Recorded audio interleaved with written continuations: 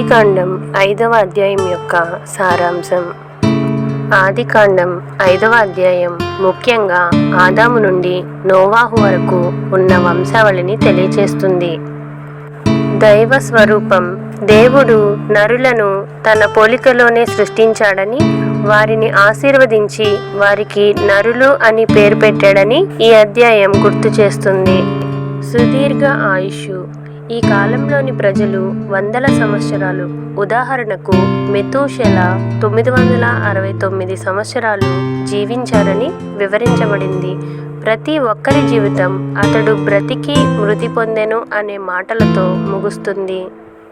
హానోకు భక్తి.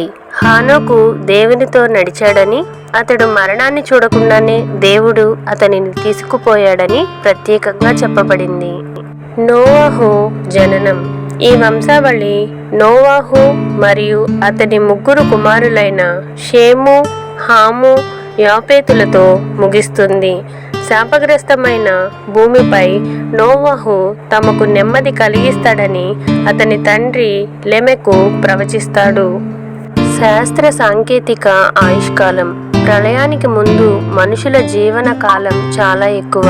ఆ తర్వాత భూమిపై పరిస్థితులు మారి ఆయుష్కాలం తగ్గుతూ వచ్చింది. అధ్యాయం యొక్క ముగింపు. పాపం వల్ల మానవునికి మరణం నిశ్చయమైందని చూపిస్తూనే దేవునితో నడిచేవారికి, హానోకు లాంటి వారికి నిత్యజీవం ఉంటుందనే నిరీక్షణను ఈ అధ్యాయం అందిస్తుంది.